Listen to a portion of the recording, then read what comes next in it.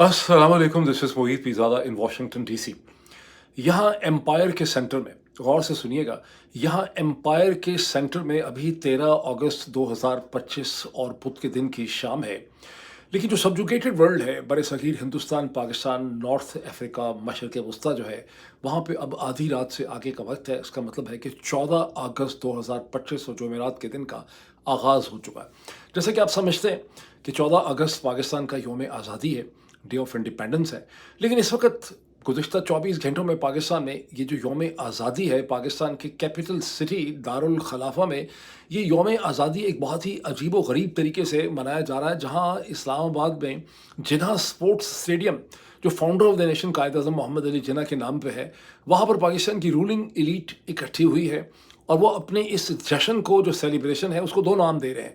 वो कह रहे हैं जश्न आज़ादी भी है, ये मार्का हक भी है। मार्का हक क्या चीज़ है? मार्का हक वो 3-4 दिन की जो जंग हिंदुस्तान के ख़िलाफ़ है, उसमें बता apparently according to the Pakistani elite, Hindustan को एक शिकस्त फाश दे दी गई है। पाकिस्तान की आज़ादी का एक बार फिर तहफ़्फ़ुज़ कर दिया गया है, पाकिस्तान के पानी को भी बचा लिया गया है। और अगर एक तरफ तो ये सीन हो रहा है जहाँ बहुत ही रंगारंग किस्म की सेलिब्रेशन हो रही हैं, कहते हैं कि मिलिट्री के बहुत से डिफरेंट यूनिट्स ने वहाँ परेड की, शायद वहाँ फ्लाइंग पास भी हुए, तमाम एलीट वहाँ पे इकट्ठी है। तो दूसरी तरफ यहाँ से चंद 100 किलोमीटर दूर या खैबर पख्तूनख्वा का जो अर्सवाइल फाटा का एरिया है, वहाँ पर बाजोड़ एजेंसी में गुज़िश्ता 24-36 घंटों में एक खौफनाक मिलिट्री ऑपरेशन का आगाज़ हुआ, जिसमें क्रैक ट्रूप्स के अलावा गनशिप हेलीकॉप्टर्स हिस्सा ले रहे हैं। वैसे तो सरकारी अफसरान ये कहते हैं कि बड़ा लिमिटेड किस्म का ये ऑपरेशन है, चंद ठिकानों के ऊपर गनशिप हेलीकॉप्टर्स के ज़रिए हमले किए जा रहे हैं। लेकिन वही सरकारी अफसरान दुनिया के ज़राए अबलाग को ये भी बता रहे हैं कि 1 लाख से ज़्यादा लोग जो हैं वहाँ से निकल बेकानी कर चुके हैं, डिस्प्लेस हो चुके हैं बहुत बड़ी तादाद में।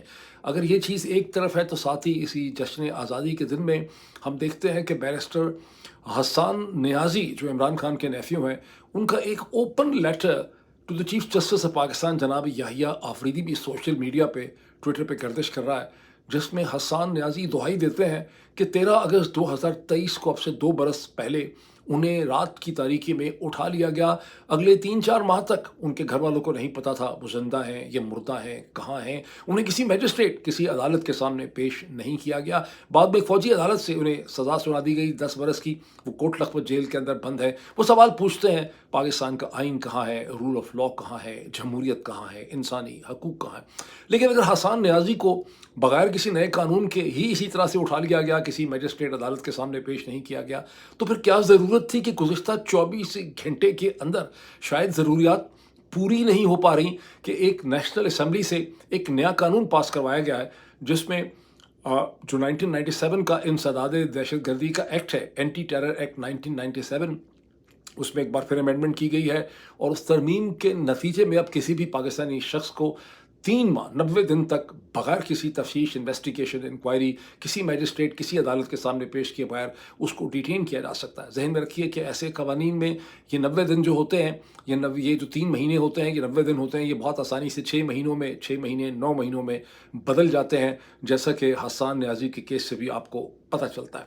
अगर एक तरफ ये है, तो दूसरी तरफ ये जश्न आज़ादी है, उसमें पाकिस्तान के army chief general Asim Munir शिरकत कर रहे हैं अपनी बाकी पूरी टीम के साथ। शरीफ जरदारी पूरी टीम वहाँ पे मौजूद है। और एक पाकिस्तानी सहाफ़ी और पॉडकास्टर हैं नजमुल हसन बाजवा साहब, जिनको मैंने पहली दफ़ा सुना, बहुत ऑब्जेक्टिव किस्म का उनका एनालिसिस था। वो ये बताते हैं कि ब्रसल्स के अंदर पाकिस्तान के आर्मी चीफ ने तकरीबन 900 पाकिस्तानी ओरिजिनल लोगों से एक बंद कमरे में खिताब किया, और टेम्पा फ्लोरिडा ही की तरह किसी को सेल फ़ोन या कैमरा ले जाने की इजाज़त नहीं थी। लेकिन ये मीटिंग और ये बैठक बहुत बड़ी थी। अगर टेम्पा में 120 लोग थे, जैसा कि प्रवीण स्वामी हमें बताते हैं, प्रिंट के कॉरेस्पॉन्डेंट और उनके डिप्लोमेटिक एडिटर, तो यहाँ पे 900 पाकिस्तानी थे, जिनके सामने जनरल आसिम मुनीर साहब ने बड़ी सख्त बातें की, लोगों को हैरान कर दिया। जब उन्होंने इमरान खान का नाम लिए बगैर ये कहा कि वो माफ़ी मांगेगा, पहले तो मैं नरमी करता रहा, लेकिन अब मैं सख्ती पे आ गया हूँ, मैं जो कहता हूँ मैं कर दिखाता हूँ, ये माफ़ी मांगेगा। नजमुल हसन बाजवा साहब का ख्याल है कि इमरान खान की तरफ उसका इशारा है। और उन्होंने ये भी कहा कि नजमुल हसन बाजवा साहब ने कुछ और सोर्सेस को कोट करते हुए कहा कि एक नई पाकिस्तान तहरीक इंसाफ जो है उसकी तश्कील मुकम्मल हो चुकी है, बहुत जल्दी सड़कों पे इसके जुलूस जल्द से निकलेंगे। उनका इशारा, वो कह रहे हैं कि इसमें शाह महमूद कुरैशी साहब इस मूवमेंट को लीड करेंगे। This supports my contention in one of the previous vlogs, जिसमें मैंने कहा कि जब शाह महमूद कुरैशी साहब को माफ़ी मिली है, ये सही है कि शाह महमूद कुरैशी साहब 9 मई को वहाँ मौजूद नहीं थे जहाँ उन पे FIR में इल्ज़ाम लगाया गया, लेकिन अगर वो मौजूद नहीं थे, उन्होंने कुछ नहीं किया था, तो फिर डॉक्टर यास्मीन राशिद ने, सेनेटर एजाज चौधरी ने, महमूद रशीद साहब ने, उमर सरफराज चीमा ने, डॉक्टर यास्मीन और सनम जावेद ने या आलिया हमजा ने भी वो कुछ नहीं किया जिसका उनके ऊपर इल्ज़ाम है। तो ये वो सारी चीज़ें और डेवलपमेंट्स हैं जिसका मैं मज़ीद अभी आपके सामने जिक्र करता हूँ, कुछ इसकी तशरीह, कुछ एक्सप्लेशन करता हूँ, एक्सप्लेनेशन देता हूँ जश्न आज़ादी के हवाले से, पाकिस्तान की यौम आज़ादी के हवाले से। लेकिन इसके पहले कि मैं इन चीज़ों, इन तफसीलात की तरफ चलूँ, मैं आपसे रिक्वेस्ट करूँगा कि अगर अभी तक आपने इस चैनल को सब्सक्राइब नहीं किया, इसे सब्सक्राइब करें, बेल आइकन पर क्लिक करें, इसके ऑल नोटिफिकेशंस और यूट्यूब को खोलें।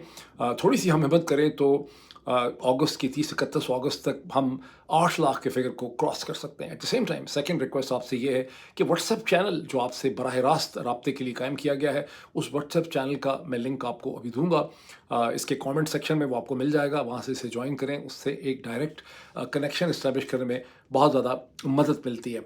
अब मुझे एक एपॉलॉजी भी मुझे करनी है। पिछले वीलॉग में जोश खताबत में मैंने PMA का भी कह डाला, general Asim Munir field marshal के हवाले से। आप में से कुछ 100 के करीब लोग होंगे जिन्होंने टेक्स्ट मैसेजेस के ज़रिए, व्हाट्सएप के ज़रिए, ईमेल्स के ज़रिए, कॉल्स के ज़रिए मुझे बताया कि डॉक्टर साहब ये गलत है, वो तो कभी PMA गए नहीं थे। तो मतलब आई अपोलोजाइज़, लेकिन पता मुझे भी था कि PMA नहीं गए, वो OTSC गए, लेकिन उस वक्त बोलते बोलते मैंने उसमें PMA भी कह दिया। मुझे एहसास है, मुझे हमदर्दी है PMA के, पाकिस्तान मिलिट्री अकेडमी के दरो दीवार से, कि इतनी अजीम शख्सियत, इन मुस्लिम तारीख़ का सबसे बड़ा लॉयल मोहम्मदन जो है साउथ एशिया का, जो अभी अभी एम्पायर जहाँ मैं मौजूद हूँ, एम्परर जो है, जो शहनशाह है, शहनशाह के साथ जिसने लंच किया, यानी कोई और ऐसा मिलिट्री जर्नल पूरी मुस्लिम दुनिया में, पूरी दुनिया में है ही नहीं जिसने शहनशाह के साथ यूनिफॉर्म पहन के जिसने लंच किया हो। तो इतनी अजीम शख्सियत, अपनी नोयत का वाहिद इतना अजीम शख्सियत जो है जो पैदा हुई है, वो PMA की कितनी यानी किस्मत ख़राब रही कि इतनी अजीम शख्सियत जो है वो PMA जो है वो नहीं पहुंच सकी। और इससे मैं सिर्फ PMA के साथ हमदर्दी कर सकता हूँ। अब चूँकि मैंने लफ्ज़ और टर्म इस्तेमाल कर ली है मोस्ट लॉयल मोहम्मदन की, तो थोड़ा सा लॉयल मोहम्मदन जो लफ्ज़ है, जो टर्म है, इसकी भी तशरीह हम कर लें कि, और ख़ास करके 14 अगस्त की निस्बत से, कि ये जो टर्म है ये सबसे पहले अलीगढ़ मूवमेंट के बानी जनाब सर सैयद अहमद ख़ान ने असबाब बगावत हिंद के अंदर, मेरा ख्याल है, या उसके आगे पीछे उन्होंने ये टर्म लॉयल मोहम्मदन की इस्तेमाल की थी, जिसमें सरकार इंग्लिशिया को, बरतानवी साम्राज्य को यकीन दिलाने की उन्होंने कोशिश की, बड़ी कामयाब किस्म की, कि मुसलमान जो हैं वो ब्रिटिश एम्पायर के सबसे ज़्यादा लॉयल हैं और वो कभी भी बगावत का सोच नहीं सकते। कुछ ऐसे असबाब हो गए थे जिसकी वजह से 1857 की बगावत का ज़्यादा इल्ज़ाम जो है वो उनके ऊपर लग गया। ये टर्म जो है वो थ्रू आउट 20th सेंचुरी आपको ब्रिटिश एम्पायर के लिटरेचर के अंदर लॉयल मोहम्मदन की टर्म जो है वो मिलेगी। और विंस्टन चर्चिल को तो ख़ास करके ये टर्म जो है लॉयल मोहम्मदन की बहुत ज़्यादा पसंद थी। ये जो मूवमेंट है, इन हाइंडसाइट हम अब बहुत सी चीज़ों को आज समझ सकते हैं 14 अगस्त 2025 को, कि जो अलीगढ़ मूवमेंट है ये बुनियादी तौर पे जॉब सीकर्स की मूवमेंट थी। यानी इसका मकसद ये था कि मुसलमान जो है वो अंग्रेज़ी तालीम हासिल करें, वेस्टर्न तौर तरीके सीखें, ताकि सिविल ब्यूरोक्रेसी के अंदर, मिलिट्री के अंदर, मुख्तलिफ इंस्टीट्यूशन में जो सरकार इंग्लिशिया के, ब्रिटिश एम्पायर के इंस्टीट्यूशन थे, वहाँ उनको मुलाजमत मिल सके। और हाइंडसाइट से हमें पता चलता है कि जहाँ ये जॉब सीकर मूवमेंट थी, वहाँ ये कोई ख़ास इंटेलेक्चुअल मूवमेंट नहीं थी। ये इसी तरह से है जिस तरह से बहुत बड़ी तादाद में बरसगीर से जो लोगों ने इमिग्रेट किया बरतानिया में, यूरोप में, अमेरिका के अंदर, वो कोई आइडियाज़ की वजह से दौड़ के वहाँ पे नहीं आए, वो अपने इकोनॉमिक सर्कमस्टेंसेस को इम्प्रूव करने के लिए आए। इसीलिए जो वर्ल्ड बैंक का लिटरेचर है वो उन्हें आइडेंटिफाई करता है एज इकोनॉमिक माइग्रेंट्स। यानी ऐसा नहीं है कि उनके कोई आइडियाज़ का ऐसा कॉन्फ्लिक्ट था कि उनके ऊपर आइडियाज़ की वजह से, सोच की वजह से उनके ऊपर जुल्म हो रहा था, वो इकोनॉमिक माइग्रेंट्स हैं। तो अलीगढ़ की जो मूवमेंट है, वहाँ जहाँ उसकी बहुत बड़ी अचीवमेंट्स हैं कि उसने लोगों को अंग्रेज़ी तालीम दिखाई, उनको जॉब्स दी। एक पाकिस्तान मूवमेंट का भी है कि भी पाकिस्तान मूवमेंट, अलीगढ़ की मूवमेंट के बगैर पाकिस्तान की मूवमेंट मुमकिन नहीं थी, पाकिस्तान की क्रिएशन नहीं हो सकती थी। आज हम इस यौम आज़ादी को डिस्कस ना कर रहे होते। वहाँ अलीगढ़ मूवमेंट का जो बहुत बड़ा बड़ा एक फेलियर था वो ये कि इसने शऊरी एतबार से इसके जो फॉलोअर्स थे, जिनको तालीम दी गई, उनको डिग्रियां तो बहुत दे दी, उनको मुलाजमतें तो दे दी, लेकिन उनको कोई ब्रॉडर वर्ल्ड व्यू या दुनिया के निज़ाम की, उसके पॉलिटिक्स की, उसके ढांचे की अंडरस्टैंडिंग नहीं थी। अगर कोई अलीगढ़ मूवमेंट के ऐसे लोग हैं, कोई लोग कहेंगे मेरे दादा को बहुत अंडरस्टैंडिंग थी, मेरी पुप्पो ने बहुत यहाँ से अंडरस्टैंडिंग हासिल कर ली, वो फलां जगह चली गई, उन्होंने फलां PhD किया, वो ज़ाहिर है वो अगर किसी ने किया तो अपने अपने थी उन्होंने किया, लेकिन प्रिडोमिनेंटली तौर पे अगर हम इसका एक मजमूई तौर पे, इज्तमाही तौर पे एनालिसिस करें तो अलीगढ़ मूवमेंट कोई लंबी चौड़ी इंटेलेक्चुअल मूवमेंट नहीं थी। उसने मुसलमानों को कोई दुनिया को समझने का शऊर या उसकी अंडरस्टैंडिंग नहीं दी। जॉब्स ज़रूर दी और एक उनको ये एहसास दिलाया, उनके अंदर एहसास पैदा किया कि आपका दुश्मन जो है वो मगरब नहीं है, आपका दुश्मन जो है वो हिंदू है, बनिया है, उसकी जहनीत जो है वो आपकी दुश्मन है, आपको हिंदू से आपको आज़ादी चाहिए। और जो पॉलिटिकल प्रोसेस की एक्चुअल अंडरस्टैंडिंग होती है, जिसने अगर अंडरस्टैंड करना है कि पॉलिटिकल प्रोसेस क्या होता है, तो न्यूयॉर्क के शहर के अंदर Zohran Mamdani, an Indian origin Muslim, जो इस वक्त तबकाती कशमकश में खड़ा हुआ आया न्यूयॉर्क की मुख्तलिफ तबकात को लेकर, जो एलिटिज़म के ख़िलाफ़ वो स्ट्रगल कर रहा है, उसको अगर आप देखें तो आपको समझ आएगा कि पॉलिटिकल प्रोसेस जो है वो किस चीज़ को कहा जाता है। जो लफ्ज़ आज़ादी और फ्रीडम है, इसको भी इंटरप्रेट करने की ज़रूरत है कि फ्रीडम political science में is a freedom from hunger, is a freedom from wants, is a freedom from insecurity and from the fear। और ये एक ब्रॉडर डेफिनेशन है। और जब पॉलिटिकल प्रोसेस चलता है, उसमें कशमकश होती है, तो उसके ज़रिए आप अपनी आज़ादी के प्रोसेस को कोई एक दफ़ा हासिल नहीं करते। ये हर दिन, हर हफ्ते, हर साल, हर महीने की एक जद्दोजहद होती है, जिसमें आप अपनी ज़िंदगी की, अपनी कैफियत, अपने घर वालों की, अपने बीवी बच्चों की, उनके मुस्तकबिल को आप एक पॉलिटिकल प्रोसेस की स्ट्रगल के ज़रिए सिक्योर करते हैं। ये पॉलिटिकल प्रोसेस ही होता है जिसके ज़रिए इंसान के जहन की इर्तिका होती है। तो ये आज़ादी और फ्रीडम का ये मतलब होता है। लेकिन मुस्लिम लीग का जो पॉलिटिकल प्रोसेस है, उसमें हम देखते हैं कि ये बाय एंड लार्ज एक लैंड ओनिंग क्लासेस की स्ट्रगल है, जो 1906 से लेके 1937 तक मुस्लिम मेजॉरिटी एरियाज़ के अंदर जहाँ कहीं भी मुस्लिम पॉपुलेशन पाई जाती है, उसके साथ कोई पॉलिटिकल कनेक्ट, कोई ज़हनी कनेक्ट जो है इस्टेब्लिश नहीं कर पाते हैं। जब 1937 के इंतखाबात होते हैं, जनरल इलेक्शन होते हैं, इंडिया के अंदर होते हैं, अनडिवाइडेड इंडिया के अंदर, तो मुस्लिम लीग उसमें किसी भी किस्म की कामयाबी हासिल नहीं कर सकती। जब 1939 और 1940 में सेकेंड वर्ल्ड वॉर के बाद कांग्रेस एक मूवमेंट लॉन्च करती है, क्विट इंडिया, कि इंडिया को छोड़ दो, बरतानवी साम्राज्य को कहती है, तो मुस्लिम लीग का काउंटर नारा ये होता है कि डिवाइड एंड क्विट, कि पहले डिवाइड करो ताकि ऐसा ना हो कि तुम लोग चले जाओ, हमारे मेहरबान अंग्रेज़ यहाँ से चले जाएं और हमें हिंदुओं के पीछे छोड़ जाएं।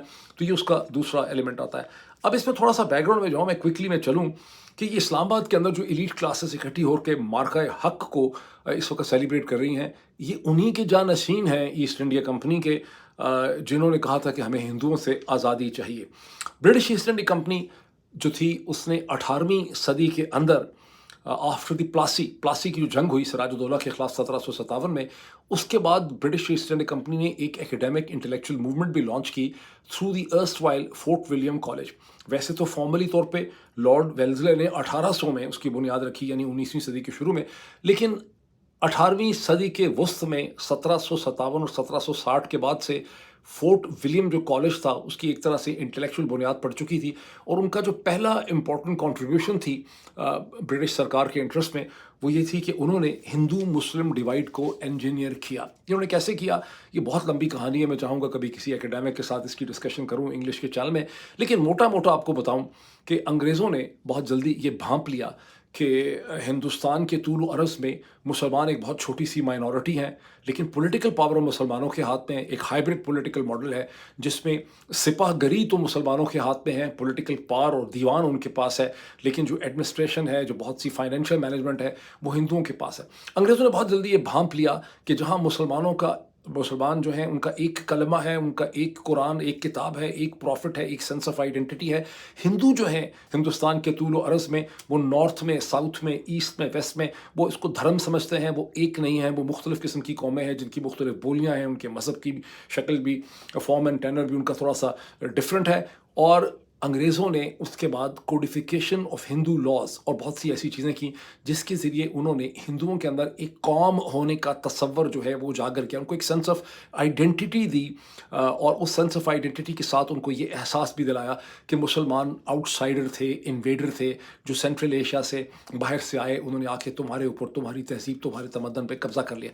ये डिवाइड एंड रूल जिसका लफ्ज़ हम सुनते हैं, लोग सुनते तो बहुत है ये टर्म डिवाइड एंड रूल, लेकिन ये उसकी बड़ी क्रूड मैं आपको इसकी एक्सप्लेनेशन दे रहा हूँ। इसका पहला फेज़ अगर ये था, तो दूसरा फेज़ ये था जहाँ मुसलमानों को ये एहसास दिलाया गया कि तुम्हारे असल दुश्मन जो हैं वो हिंदू हैं। हिंदू हिंदू जो है वो तुम्हें दबा देगा, तुम्हें खा जाएगा। ये उसका दूसरा फेज़ था। इंग्लिश जो एकेडमिक अचीवमेंट है हिंदुस्तान में, जो पार्टीशन हुई है, जो आज़ादी जिसको हम आज सेलिब्रेट करते हैं, उसकी आयरनी ये है कि मुस्लिम मेजॉरिटी एरियाज़ जो पंजाब और बंगाल के हैं वो पाकिस्तान बने उस वक़्त। हालाँकि ये सही है, इसमें कोई शक नहीं है कि लोग कहते हैं कि लाहौर के अंदर जो माल रोड है, जो अनारकली है, वहाँ पे 3-4 मुसलमानों की दुकानें थीं और ज़्यादातर हिंदू साहूकार या हिंदू बिज़नेसमैन जो है वो काबिज़ था। यही सूरत हाल गुजरांवाला में थी, यही पिंडी में थी, और हिंदू वहाँ से निकले हैं तो मुसलमानों को इकनॉमिकली प्रोग्रेस करने का मौका मिला है। लेकिन अगर पॉलिटिकल प्रोसेस चलता, तालीम और तरबियत होती, तो उस पॉलिटिकल प्रोसेस के नतीजे में मुसलमान अपने आप को असर्ट कर सकते थे। असल इसकी ट्रेजेडी क्या है, इसकी आयरनी क्या है कि 30-40%, 30 कम से कम 30 से 35% मुसलमान जो हैं वो हिंदुस्तान में पीछे रह जाते हैं। मुस्लिम पावर कट टू साइज़ हो जाती है। वो मुसलमान जो सेकंड रेट सिटीज़न बन जाते हैं बिकॉज़ उनकी लॉयल्टी और उनकी जो कमिटमेंट है उसके ऊपर पहले दिन से शक होता है।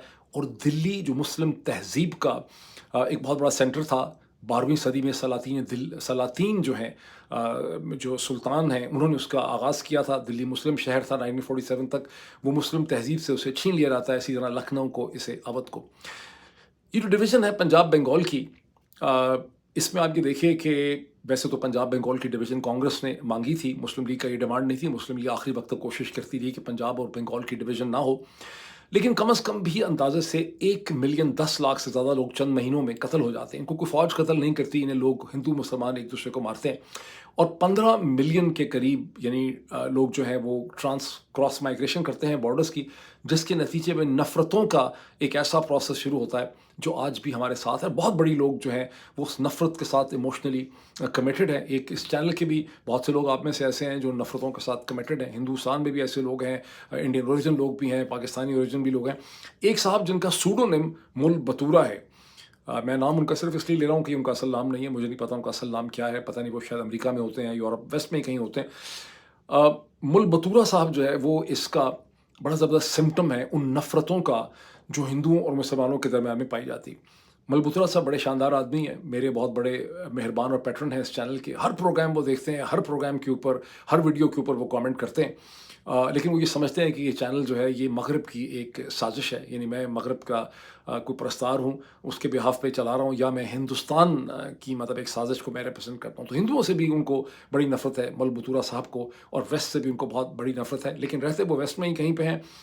और इस चैनल को देखते इसलिए हैं कि इस चैनल से कहीं लोगों को कोई नुकसान ना पहुँच जाए, और उस नुकसान को रोकने के लिए उस चैनल को देखते हैं। तो मुल बतूरा साहब की जो कन्फ्यूजन है वो बहुत बड़ी तादाद में लोगों की कन्फ्यूजन है, पाकिस्तानी लोगों की बहुत बड़ी वो कन्फ्यूजन है। और ये कन्फ्यूजन इसलिए है कि जो पॉलिटिकल साइंस का सब्जेक्ट है ये बड़ा कॉम्प्लेक्स किस्म का सब्जेक्ट है। इसे आप सिर्फ एक उसकी किताब पढ़ के नहीं समझ सकते। जब तक कि गुज़िश्ता 5000 साल की इंसानी तहजीब के अंदर जो तबकाती कशमकश है, जो पावर पॉलिटिक्स है, जब तक आप उसको गौर से देखते नहीं हैं, starting from the Greco Roman time period या उससे भी पहले से, तब तक आप पॉलिटिकल साइंस के सब्जेक्ट को ठीक तरह से नहीं समझ सकते। ये सिर्फ अखबारों के पढ़ने से, टॉपिकल डेवलपमेंट से समझ नहीं आती।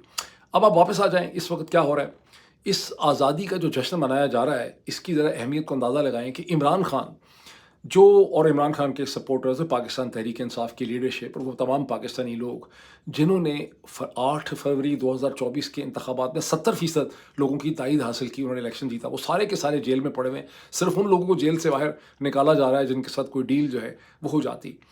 और जनरल साहब जो अभी भी एम्पायर के दारुल खलाफा कैपिटल यानी वाशिंगटन में जो शहनशाह वक्त हैं, उनसे लंच मीटिंग करके वापस आए हैं, यानी वो एम्पायर की कोर्ट में आए हैं, जिस इंपीरियल कोर्ट में वापस आए हैं। उसके बाद फिर उनकी जो एम्पायर का मिलिट्री हेडक्वार्टर है, सेंट्रल कमांड का, वहाँ से भी उनकी मीटिंग हो गई।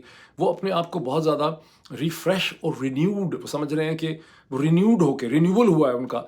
और उसके बाद उनकी वो स्टेटमेंट्स हैं جو برسلز میں آپ نے سنی نجم الحسن باجوہ صاحب نے سنائی اپنے پوڈ کاسٹ میں، جہاں وہ کہتے ہیں کہ اسے معافی مانگنی پڑے گی اور میں جو کہتا ہوں وہ میں کر گزرتا ہوں، میں کر کے دکھاتا ہوں، تو وہ سمجھ رہے ہیں کہ اس وقت ان کا مومنٹ ہے۔ اور جو اسلام آباد کے اندر جشن منایا جا رہا ہے امپائر کے کسٹوڈینز کی طرف سے، وہاں پر ظاہر ہے کہ لوگوں کو یہ احساس ہے، وہ جو چند سو لوگ وہاں پہ جمع ہوئے ہیں وہ سمجھتے ہیں کہ باقی 25 کروڑ لوگ جو ہیں بے وقوف ہیں، چوغت ہیں سارے، ظاہر ہے ہم نے ان کو بے وقوف بنایا ہوا ہے اور ان کی باتیں آپ سنیں۔ اب پریزیڈنٹ وہاں پہ کون کون تھا؟ وہاں پہ ظاہر ہے کہ جو وائسرائے ہیں جناب عاصم منیر صاحب کے ساتھ ان کو وائسرائے سمجھا جا سکتا ہے اس ریفرنس سے، ان کے ساتھ وہاں پر آصف علی زرداری صاحب موجود ہیں، شہباز شریف صاحب موجود تھے، وہاں پہ ڈار صاحب موجود تھے، آصفہ بھٹو جو ہیں وہ پاکستان کی فرسٹ لیڈی ہے، یہ بھی بہت عجیب و غریب قسم کی صورتحال ہے، اور وہاں پر آیا صادق موجود تھے، یہ تمام ایلیٹ وہاں پہ جشن مناتی رہی۔ جب یہ وہاں پہ جشن منا رہے ہیں اس وقت آپ کو خبریں آ رہی ہیں کہ باجوڑ میں 1 لاکھ لوگ جو ہیں وہ ڈسپلیس ہو چکے ہیں۔ کتنے لوگوں کی ڈیتھ ہوئی ہے اس میں، ایک عورتیں، بچے، وہ سبھی لوگ شامل ہیں، لیکن 1 لاکھ لوگوں کی ڈسپلیسمنٹ کی جو آئرنی اور کرب ہے اس کا اندازہ لگائیے، اور ذہن میں رکھیے کہ ان ٹرائبل ایریاز میں اس سے پہلے بھی ہم کتنی زیادہ جو ہے ملٹری آپریشنز جو ہے وہ کر چکے ہیں۔ خیبر پختونخوا کے سی ایم علی امین گنڈاپور صاحب نے اپنی کیبنٹ کو آج کے دن جو ختم ہوا ہے اس میں بتایا ہے کہ ہمیں آپریشن کرنا پڑ گیا ہے، اس لیے کہ جرگا کی جو ٹاکس اور نیگوسیشنز تھیں ٹرائبلز کے ساتھ یا ٹی ٹی پی کے ساتھ وہ ناکام ہو گئیں۔ اب اس کو تھوڑا سا ایک چیز ذہن میں رکھیے کہ میں نے جگہ پڑھا تھا کہ 1876 میں جو راولپنڈی کا کینٹونمنٹ تھا وہ ہندوستان میں سب سے بڑا گیرزن کینٹونمنٹ بن چکا ہوا تھا، اور وہ سب سے بڑا کیوں بن چکا ہوا تھا؟ یعنی 1857 کے 25 برس کے اندر اندر، اور اس کی وجہ یہ تھی کہ باقی سارے ہندوستان کے اندر کہیں پر بھی کوئی ملٹری عسکری قسم کا چیلنج تو تھا وہ برٹش امپائر کو نہیں تھا، تو چیلنج اگر ان کو تھا تو وہ نارتھ ویسٹ سے تھا۔ وہ 1876 سے لے کے اب تک وہ سارا کا سارا چیلنج اگر آپ دیکھیں تو اس امپائر کو جو ہے وہ نارتھ ویسٹ میں ہی ہے۔ اور صرف ایک دن پہلے میں نے آپ کو بتایا تھا کہ کیسے اسلام آباد کے اندر ایک امریکن ڈیلیگیشن اور ایک پاکستانی ڈیلیگیشن کی ملاقات ہوئی ہے، جس میں امریکہ کے کاؤنٹر ٹیررزم کے جو کوآرڈینیٹر ہیں اس وقت، ان کی پاکستان کے ایک ایمبیسڈر صاحب کے ساتھ ملاقات ہوئی ہے، اور پھر پریس ریلیز ایشو ہوئی ہے جس میں کہا گیا کہ امریکہ اور پاکستان تعاون کریں گے اگینسٹ ٹیررزم، اور ٹیررزم ہے کس کی؟ BLA کی، ٹیررزم ہے ٹی ٹی پی کی، ٹیررزم ہے اسلامک اسٹیٹ ان خراسان کی۔ اور ابھی آپ دیکھ رہے ہیں کہ یہ آپریشن جو ہے وہ شروع ہو گیا۔ اس وقت بھی میں نے سوال اٹھایا تھا کہ اس کا مطلب جو ہے وہ کیا ہے۔ اب ڈان اخبار کا پریزن سیکشن میں ایک بہت خوبصورت رپورٹ لکھی ہے 7 اگست کو ضیاء الرحمان صاحب نے، جو کبھی کبھی نیو یارک ٹائمز میں بھی لکھتے ہیں، جس میں انہوں نے بہت کچھ لکھا ہے۔ اگر آپ اس کو ایکسیس کر سکیں ڈان میں اس کو پڑھیں، it's a worth reading report, جس میں انہوں نے لکھا ہے کہ ہر ملٹری، نوٹ یہ کیا گیا ہے کہ ہر ملٹری آپریشن سے پہلے یہ کہا جاتا ہے کہ نیگوسیشنز ہو رہی ہیں، پھر وہ نیگوسیشن ہوتی ہیں، کچھ پیس ایگریمنٹ ہوتا ہے، اس کے چند دنوں کے بعد یا چند ہفتوں میں وہ کولیپس کر جاتا ہے۔ جب بھی ایسا پیس ایگریمنٹ ہوتا ہے تو لوگ یہ سمجھ جاتے ہیں کہ ابھی یہاں پر ملٹری آپریشن ہونے والا ہے، لوگ وہاں سے دھوڑنا شروع کر دیتے ہیں۔ تو یہ جو 1 لاکھ لوگ وہاں سے دھوڑ گئے، اور ان کے بارے میں شکریہ ادا کیا ہے علی امین گنڈاپور نے کہ یہ اپنی مرضی سے چلے گئے، والنٹری چلے گئے ہیں، ان کو ہم کمپنسیشن وغیرہ جو ہے وہ ہم ان کو دے دیں گے۔ اچھا، اب میں نے چند دن پہلے ایک پاکستان تحریک انصاف کے ایک سے زیادہ لیڈر کے ساتھ خیبر پختونخوا میں نے بات کی، اور میں نے ان سے سوال پوچھا کہ یہ جو ٹی ٹی پی والے ہیں آخر کیا مانگتے ہیں، ان کی ڈیمانڈس کیا ہیں، کیا وجہ ہے کہ ان کے ساتھ کوئی سکسیسفل نیگوسیشن نہیں ہو پاتی۔ تو اس پہ مجھے وہ بڑے ذمہ دار پاکستان تحریک انصاف کے لیڈر تھے، ان کی پوزیشن بھی ہے، وہ کہنے لگے کہ یہ دراصل یارہ اسلامک نظام مانگتے ہیں، یا ایسا اسلامی نظام مانگتے ہیں جو اسے کہتے ہیں ہم ان کو دے نہیں سکتے۔ اور اخباروں میں آپ نے یہ مسلسل پڑھا ہوگا، آج بھی اسی ڈان کی رپورٹ میں بھی ہے کہ یہ پاکستان کے کانسٹیٹیوشن کو نہیں مانتے، اس لیے قصہ صلح نہیں ہو سکتا۔ اچھا، پاکستان کے کانسٹیٹیوشن کی بڑی انٹرسٹنگ بات ہے کہ پورے کانسٹیٹیوشن کو نہیں مانتا، یا اس کے کوئی سیکشن ایسے ہیں 2 4 5 جس پہ ان کو اعتراض ہے۔ میں نے کبھی دیکھا نہیں ہے کہ کانسٹیٹیوشن کے کس حصے پہ ان کو اعتراض ہے، لیکن جو چیز مجھے نظر آتی ہے کہ پاکستان کے کانسٹیٹیوشن کو تو کوئی بھی نہیں مانتا۔ پاکستان کے جو سارے کے سارے لوگ جشن منا رہے ہیں آزادی کا، شریف زرداری، عاصم رجیم کے جتنے بھی نمائندے، ان میں سے کوئی بھی پاکستان کے کانسٹیٹیوشن کو نہیں مانتا۔ اگر پاکستان کی کانسٹیٹیوشن کو مانتا ہوتا تو یہ ہزاروں لوگ جو جیلوں میں پڑے ہیں یہ نہ پڑے ہوتے۔ اگر کانسٹیٹیوشن کو مانتا ہوتا تو جتنے پاکستان کے بولنے والے صحافی ہیں سارے پاکستان سے باہر پناہ لینے پہ مجبور نہ ہوئے ہوتے۔ آخر ہم نے کوئی بم تو پھاڑا نہیں، نہ ہم نے کوئی ٹینک چلایا، نہ کوئی بندوق ہم نے اٹھائی ہے۔ ہم سب کو پاکستان سے دھوڑ کے باہر پناہ لینی کیوں پڑی؟ اس لیے کہ پاکستان میں کوئی کانسٹیٹیوشن نہیں ہے۔ اور کانسٹیٹیوشن کو اوبے کون کرتا ہے؟ مطلب نہ تو یہ رولنگ ایلیٹ کرتی ہے، نہ جنرل صاحبان کرتے ہیں، اور نہ ہی ہائی کورٹس کے چیف جسٹسز اور سپریم کورٹ کے چیف جسٹس کا اس آئین کو مانتے ہیں۔ اور جو تھوڑا بہت جہاں ضرورت پڑتی ہے وہیں نئی امینڈمنٹ کر لیتے ہیں، جیسا ابھی آپ نے دیکھا کہ 1997 میں انہوں نے ایک بار پھر امینڈمنٹ کر لی۔ تو یہ کانسٹیٹیوشن کا کیا بہانہ ہے یہاں پر کہ کانسٹیٹیوشن کا مسئلہ ہے، یہ کانسٹیٹیوشن کو نہیں مانتے۔ اچھا، اب पॉलिटिकल प्रोसेस बेसिकली, जब फिर आऊँगा लफ्ज़ पॉलिटिकल प्रोसेस पे, पॉलिटिकल प्रोसेस का मतलब ये होता है कि आप जो है रास्ता निकालते हैं मसाइल का हल करने के लिए, और आप रोज़ नेगोशिएशन करते हैं, हर दिन, हर हफ्ते, हर महीने आप नेगोशिएशन करके रास्ता जो है वो निकालते हैं। ये एक सूरत हाल है। अब मैं एक आखिरी मैं चीज़ ये कहना चाहता हूँ कि असल फ्रीडम, जो आज़ादी है पाकिस्तान के लोगों को, सिर्फ उस वक्त मिलेगी जब उनके इंसानी हकूक़ होंगे, उनके पास रूल ऑफ लॉ होगा, उनके पास तरक्की करने के ज़राए होंगे, फिर उसका प्रोसेस होगा। और ये सिर्फ़ और सिर्फ उस वक़्त मुमकिन होगा अगर हम लोग बर-ए-सग़ीर के अंदर हिंदू मुस्लिम दुश्मनी जो है उस पे काबू पा सकेंगे, हिंदुस्तान पाकिस्तान में बेहतर एक रिलेशनशिप होगा। ये बड़ा मुश्किल काम है, वहाँ तो नहीं हो सकेगा। वहाँ एक तरफ तो आरएसएस की नफ़रत है, दूसरी तरफ पाकिस्तान के फ़ौजी जर्नलों के मफादात हैं, तो वहाँ तो ये प्रोसेस नहीं हो सकेगा। शायद ये प्रोसेस अमेरिका से शुरू हो सकता है, शायद ये प्रोसेस बरतानिया से शुरू हो सकता है, शायद ये प्रोसेस यूरोप से शुरू हो सकता है, शायद ये प्रोसेस कनाडा से, ऑस्ट्रेलिया से, न्यूजीलैंड से शुरू हो सकता है। ये बड़ा मुश्किल काम, बिकॉज़ 200 बरस से ज़्यादा की नफ़रत में इन्वेस्टमेंट हुई है। लेकिन जब तक हम ये प्रोसेस शुरू नहीं करेंगे, कम से कम पाकिस्तान के लोगों को, हिंदुस्तान में भी कोई बहुत अच्छे हालात नहीं, लेकिन पाकिस्तान के लोगों को उनके इंसानी हकूक़ और जमहूरियत मिल नहीं सकती। अभी इतना ही, फिर आपसे मुलाकात होती। Thank you.